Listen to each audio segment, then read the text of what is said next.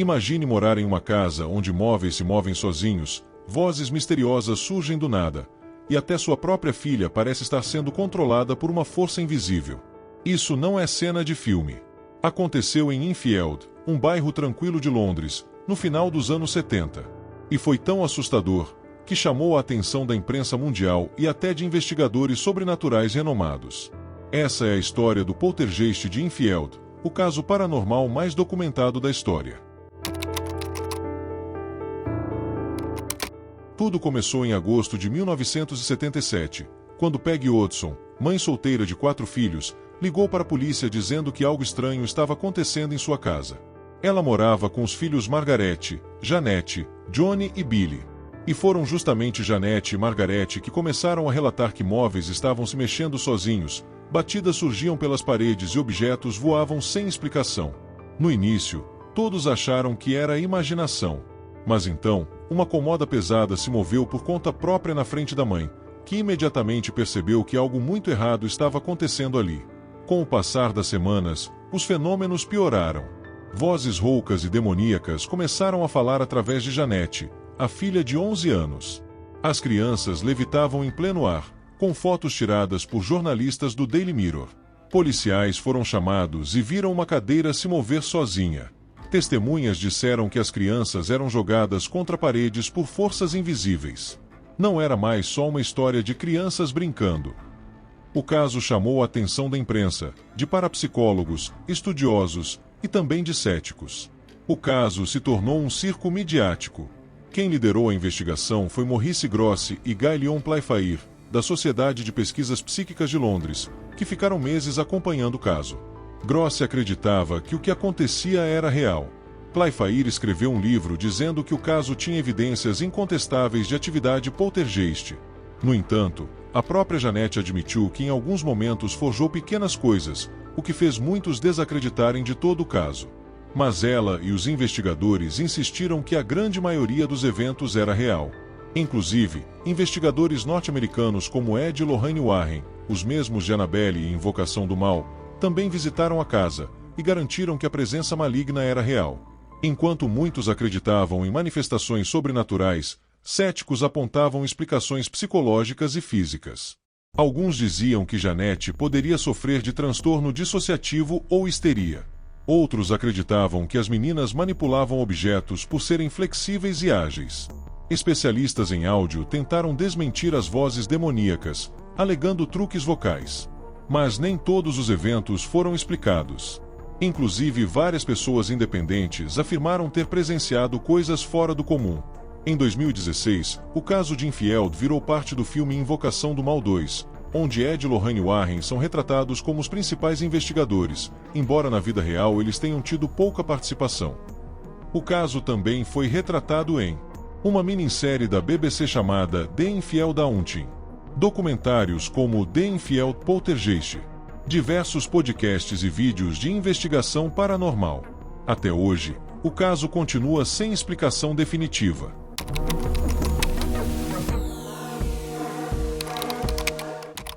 Vários móveis da casa, como cadeiras, mesas e até uma comoda pesada, deslizavam pelo chão sem ninguém encostar. Testemunhas disseram ver gavetas se abrindo sozinhas e brinquedos sendo arremessados por forças invisíveis. O mais assustador é que esses eventos ocorriam mesmo na frente de policiais, repórteres e vizinhos. A jovem Janette Hodgson, de 11 anos, passou a falar com uma voz grossa, masculina e rouca, que dizia ser um homem chamado Bill Wilkins, um antigo morador da casa que morreu ali. Essa voz surgia de forma inexplicável, mesmo quando Janette estava com a boca fechada. Fonoaudiólogos e ventrílocos tentaram explicar, mas muitos acreditam que nenhuma criança conseguiria manter aquele tom por tanto tempo sem danificar as cordas vocais. Um dos fenômenos mais famosos foram as levitações de Janette.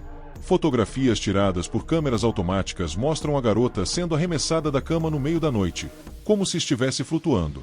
Embora céticos digam que ela poderia estar pulando, os investigadores afirmam que o modo como o corpo estava suspenso parecia impossível para uma criança simular. As batidas nas paredes eram frequentes, em horários aleatórios, às vezes como se algo estivesse andando no teto ou batendo nas portas com violência. As batidas aumentavam quando alguém tentava questionar ou enfrentar a entidade. Algumas vezes eram tão altas que podiam ser ouvidas da rua. Gravações de áudio feitas na casa frequentemente sofriam interferências estranhas ou sons bizarros, mesmo com equipamentos profissionais. Havia relatos de vozes surgindo em rádios desligados ou TVs que ligavam sozinhas. Brinquedos das crianças, principalmente bonecos, pareciam se mover por conta própria. Um policial disse ter visto um brinquedo girar no chão e atravessar o quarto sozinho. As crianças também relataram que brinquedos sumiam de onde estavam e apareciam em outros cômodos, às vezes até pendurados no teto. Vizinhos e visitantes diziam sentir uma presença estranha, um frio repentino e sensação de estar sendo observado. Alguns relataram ver figuras sombrias nos corredores ou atrás das portas. Até os cachorros da família pareciam inquietos e latindo para o vazio. 2 policiais foram chamados à casa pelos vizinhos. Uma das oficiais, Caroline Epps, escreveu um relatório oficial afirmando que viu uma cadeira deslizar sozinha por vários metros no chão, sem que ninguém a tocasse. Ela verificou se havia fios, imãs ou qualquer mecanismo escondido, mas não encontrou nada. Não consegui explicar o movimento da cadeira. Aquilo não foi normal. Relato da policial Epps. O jornal Daily Mirror, um dos mais lidos da Inglaterra, começou a acompanhar o caso de perto. Um fotógrafo chamado Graham Morris tirou várias fotos das levitações de Jeanette e presenciou brinquedos sendo lançados no quarto enquanto todos estavam parados. Morris chegou a ser atingido por um lego na cabeça, que o deixou com um corte. Segundo ele, o objeto veio do nada. 2 dos principais investigadores foram Maurice Grossi e Guy Leon Playfair, ambos membros da SPR, uma instituição que estuda fenômenos paranormais. Eles passaram meses dentro da casa, gravando áudios, instalando câmeras e anotando relatos. Viram objetos voarem, portas baterem sozinhas, e ouviram vozes estranhas vindo de Jeanette mesmo enquanto ela dormia. Estávamos diante de algo que desafiava qualquer explicação científica direta, disse Guy Playfair. Diversos vizinhos afirmaram ter ouvido gritos, barulhos estranhos e batidas mesmo quando a casa estava vazia. Alguns chegaram a se recusar a entrar lá novamente, com medo do que já haviam presenciado. Uma vizinha chegou a dizer que viu Jeanette levitar e gritar enquanto dormia.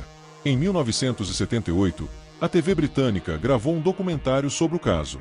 Durante as filmagens, os técnicos enfrentaram interferências inexplicáveis nos microfones e câmeras, mesmo usando equipamentos novos. Algumas imagens da época foram arquivadas, mas outras são públicas, e até hoje causam desconforto em quem assiste. Com tantos relatos e testemunhas diferentes, seria tudo uma farsa muito bem montada?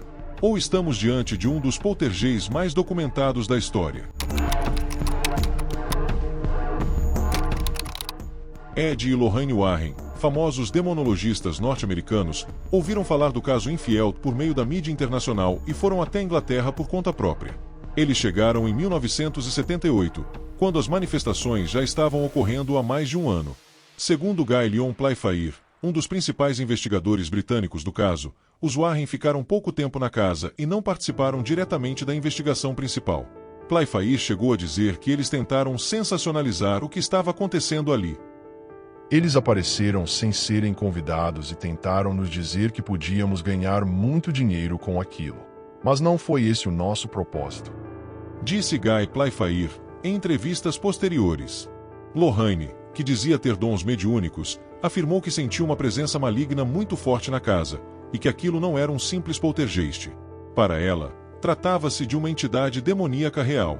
Ed Warren também acreditava que a família estava sendo vítima de uma opressão demoníaca e que os fenômenos não eram forjados. Apesar da curta estadia, eles defenderam publicamente a veracidade do caso até o fim de suas vidas. Na versão cinematográfica, os Warren são os principais protagonistas do caso. O roteiro mostra o casal como os únicos investigadores dispostos a ajudar a família Watson, enfrentando a entidade diretamente.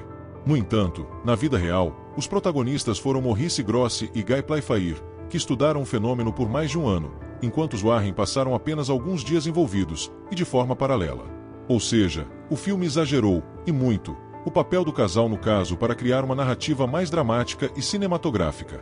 A presença dos Warren no caso Enfield ajudou a espalhar o caso pelo mundo, principalmente nos Estados Unidos. Apesar de não terem sido os principais investigadores, eles acreditavam sinceramente que a família vivia algo maligno. Mas, até hoje, há quem os acuse de explorar casos para ganhar fama, e quem os admire como verdadeiros caçadores do sobrenatural. E você? Acredita que tudo isso foi real ou apenas um grande teatro? Conta pra mim aqui nos comentários. E não esquece de deixar o like e se inscrever para mais histórias reais e perturbadoras como essa.